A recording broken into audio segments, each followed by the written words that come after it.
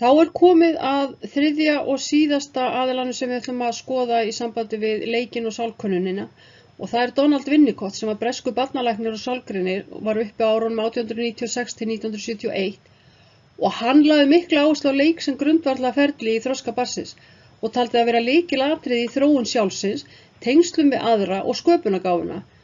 Hann tengdi leikinn við hugtök sín sem hann kallaði svona millibil eða transitional space og taldi þetta vera mjög mikilvægt fyrir tengsl og sjálfsmyndamótun og við ætlum að kíkja hérna aðeins á það í þessum fyrirlestri. Að hann lítur sem sagt á hugmyndir hans leikinn eru að leikurinn er skapandi ferli. Hann leit á leik sem skapandi athöfn sem gerir börnum kleift að kanna heiminn og tjá innri tilfinningar sínar. Í leiknum sameinast raunveruleikinn og ímyndunaraflið sem hjálpar barninu að takast á við umheiminn á sínum eigin forsendum. Hann taldi að þetta skiptist í eins konar millisvið sem er transitional space og hann kynnti þessi hugtök til að lýsa að þetta væri sem sagt svæði á milli innri heims barnsins, hugsana og tilfinninga og ytri heimsins sem er samfélagið og reglurnar. Það er sem sagt innri heimurinn er barnið, hugsanirnar og tilfinningarnar og ytri heimurinn að það er það allt sem er fyrir utan barnið.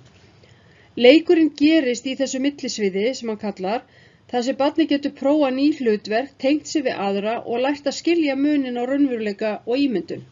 Því það er ekki inn á það sem við myndum segja raunverulega sviði. Hann heldur áfram með þessa hugmynd og talar um transitional fenomena sem væri þá tengi hlutur og tengi fyrirbæri. Það sem hann er að tengja við þetta svæði, örugga svæði sem þau eru á og þetta vísa til hluta eða athafna sem hjálpa barninu að tengjast umheiminum á öruggan hátt, eins og til dæmis snuð, teppi eða aðri svona hlutir til að hugga. Og Winnicott taldi að þessi hlutir væri fyrstu merkjum að barnið myndi tengjast leiknum þar sem þeir skapa jafnvægi á milli innri og ytri heims. Og hann taldi þetta vera mjög mikilvægt.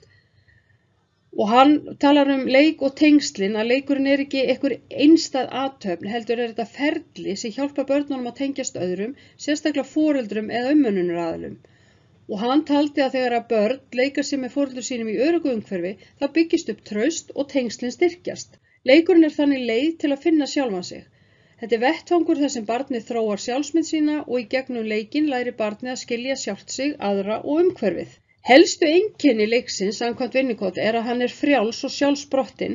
Hann á að vera frjáls og án þrýsting þar sem barnið stýrir sjálft öllu sem er að gerast.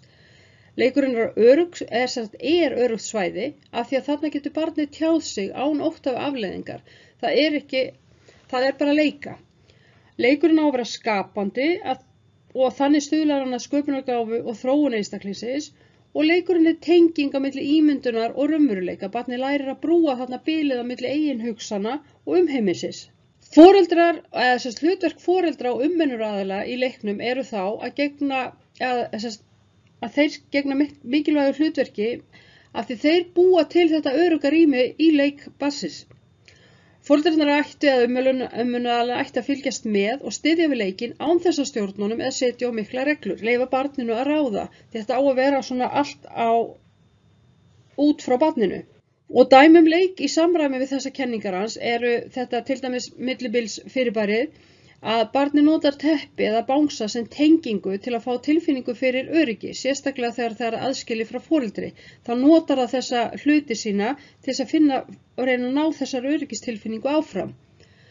Það er leikur með ímyndun að barnið býr til ímyndaða vini eða skapar heim þar sem það hefur stjórn á aðstæðum og þetta, samkvæmt Winnicott, hjálpar þeim að takast á við innri tilfinningar og kvíða. Foreldrið sem leikfélagi, foreldrar leikur með barninu á þess eigin forsendum, til dæmis með þau taka þátt í hlutverkaleik sem styrkir tengsl og tilfinningalegt öryggi barnsins, en barnið heldur áfram að ráða. Það ræður hvernig leikurinn gengur og stýrir honum. Samantekt hérna smá Winnicott. Samkvæmt honum er því leikurinn grunnþáttur í heilbrigðum og tilfinningalegum þroska og við það mynda sjálfsmyndina. Hann sér leikinn sem skapandi og þróunarlegt ferli sem gerir börnum kleift að kanna sig sjálf og heiminn á öruggan hátt og leikurinn er þannig staður þar sem börn geta tjá tilfinningar sínar, skilið umhverfið, þróa sjálfsmynd sína. Og Hann taldi að leikurinn var ekki aðeins mikilvægur fyrir börn, heldur líka fyrir fullorðna sem gætu endurheimt þarna sköpunargáfu sína í gegnum leik og ímyndun.